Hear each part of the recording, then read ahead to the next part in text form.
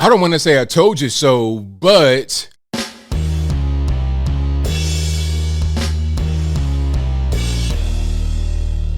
how's everybody doing? My name is Anthony Brian Logan, and today we got to talk about MSNBC, aka MS-13 DNC, airing a 2-minute segment about how disappointed Joe Biden voters are in Joe Biden's performance as president over the past 18, 19 months, almost 2 years. Now, this is not some kind of right-wing conspiracy theory, MAGA, ultra MAGA, Trump supporter, hit piece against Joe Biden. It's not even about that. It's about Joe Biden voters, Democrats, people that want the things that Joe Biden promised. They voted for him and they don't like what they've gotten as a result. Okay. What do they have? Very high prices for everything: gas, food, housing, utilities, clothing, whatever it is. Everything is very high. We're engaging in foreign wars overseas, sending them billions of dollars, yet Americans are struggling to make ends meet. Although there's more money out there, they printed a bunch of more money. You have inflation going on. There's a lot of things that people just don't like right now about the country. Aside from all the woke stuff, they don't like what they've gotten so far out of Joe Biden. Now, some are going to blame the prior administration, talking about, oh, well, it was Trump's fault. He left the country in shambles. Did he? I don't think that Trump left the country in shambles. I think he left the country in a very good position, but this guy and his cohorts are not able to keep the ball rolling in the proper direction. Now, before I go any further into it, let's roll the clip. If you want to see this clip in full without my commentary, the link, as always, will be in the description. But after we get done watching that, I'll come back. I'll talk about what was said there. Then I'll give you the rest of my 2 cents and my deep, detailed analysis. And then I'll wrap it on up with a nice bow on top. So without further ado, let's go ahead and roll it. Some Democrats who did vote in 2020 are frustrated with the administration's failure to push through their agenda, pass the big ticket legislation, and Biden's own reluctance or inability to use the bully pulpit to change people's minds. Democrats don't fight hard enough for nothing. Like right now, we might as well be in a recession, and they're not even trying to fight to help or nothing. And Biden, to me, he just talking circles. Biden was elected to restore competency and stability to Washington after Donald Trump. But his job approval trails other recent presidents, including Trump, at this point in the election cycle.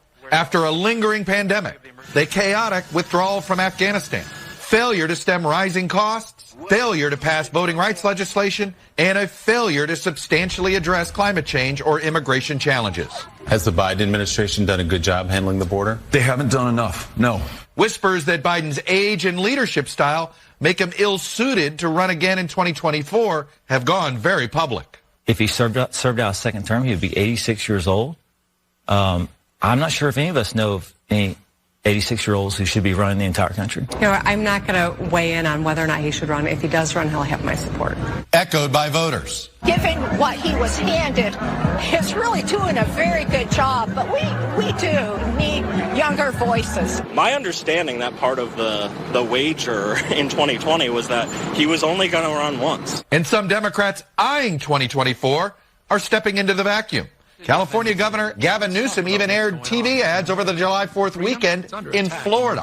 I urge all of you living in Florida to join the fight or join us in California, where we still believe in freedom. Illinois Governor J.B. Pritzker, who took a trip to New Hampshire last month, had a fire response to last week's mass shooting. If you're angry today, I'm here to tell you, be angry. I'm furious. Now Biden, who ran promising to be a transitional figure to a new generation. Look, I view myself as a bridge, not as anything else. Is trying to tamp down speculation he may not be on the ballot in 2024, as voters who elected Biden to be above the fray worry he's not well suited for the current fight ahead. I think his energy matters. I want to see him out here fighting for these things. And if he is, then I'll support him.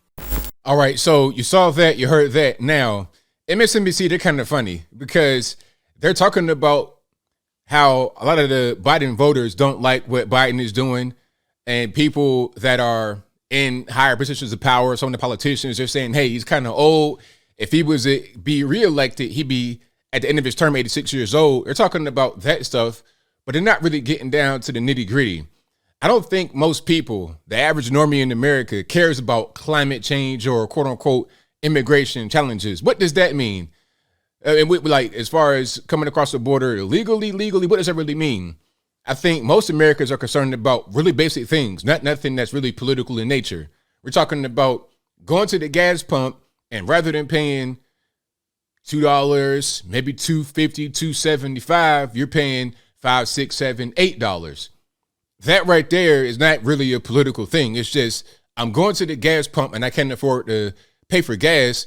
And the thing that's changed between right now with the high gas prices and before with the low gas prices is the president. So what's going on with that? And then I'm watching the news and you're sending some of our oil reserves over to China. You got on TV and said, we're going to let out some of the oil reserves to lower the price of gas. Then you're going to send something to China. Now, some are going to say, well, it was only dropping the bucket. Okay. Well, if that's the case, they need to go on TV and say that. You're not communicating very well with the American people. Okay, you're not saying what's really going on. You're just letting stuff happen. We got all these mass shootings going on, but it wasn't quite that way under Trump. So why is it that way under Joe Biden? Okay, like what's really happening? You got all these things, the mask mandates and the shots and all that kind of stuff. People don't like that either. Yeah, so there's a lot of problems with Joe Biden. And I think the politicos and people that are in Washington, D.C. and the media, they think one thing. They're looking at an old man that's kind of decrepit, is not really electable. They're thinking about holding on to power. They're thinking about still being there to dictate to the American people what they should and shouldn't do. They're thinking about that part. But the average normie out here in America, like you and I, we're thinking about how are we going to be able to buy food and afford rent or find a home to purchase because the supply chain shortage and the high demand, all the kind of monopoly money being printed. How are we going to find these things that we need? That's the most important thing. So they were kind of slick with how they were talking about it. And it was funny because people would say things like, oh, he's doing a great job, but we need somebody else. Well, if he's doing a good job, then why do we need someone else? It doesn't make any sense. If somebody's doing a good job, keep them right where they are. Maybe you realize he's not doing a good job. Maybe you realize when he's out there on TV like Ron Burgundy, reading everything on the teleprompter, that something's wrong. Something's quite wrong. And it's been this way for quite a while. People want to say, oh, well, he has a stuttering problem, it's a speech impediment. That's not, a stuttering problem does not make you read things you shouldn't read. Okay, it doesn't say, that doesn't make you say, end of quote, repeat the line. That's not what that is. That's just you not really paying attention to what you're reading. You're just reading whatever's on there, doing whatever's on there. And really, it's probably better that he does that other than just go off the script, because we know what happens to go off the script. When he goes off the script, that's when things really get bad. So I would rather him just read everything on the prompter than trying to freestyle, because that's when you get into the whole, you know what, I got hairy legs and I like roaches. That's when you get into that territory. But to get back a little bit serious here, Joe Biden supporters, Democrats, do not like what this man is doing. And I think we're going to see a red wave here in the midterms come November of this year, 2022. And we're going to see it again in 2024 with whoever runs. It doesn't really matter because the Democratic establishment, the Democratic name has been tarnished. You got, and beyond what Joe Biden himself is doing, the Democrats as a whole are not doing a very good job supporting their own party. Okay, you got drag queen story time going on. You got little kids becoming transgender. As I always say, if you're an adult and you want to identify as a puff of train smoke, the last train to Paris, whatever you want to identify, I don't really care if you're an adult. However, leave the children out of it. Why must a 12-year-old boy now identify as transgender, and why must the parents put him on all types of drugs to block the natural processes from happening, like, I don't know, puberty?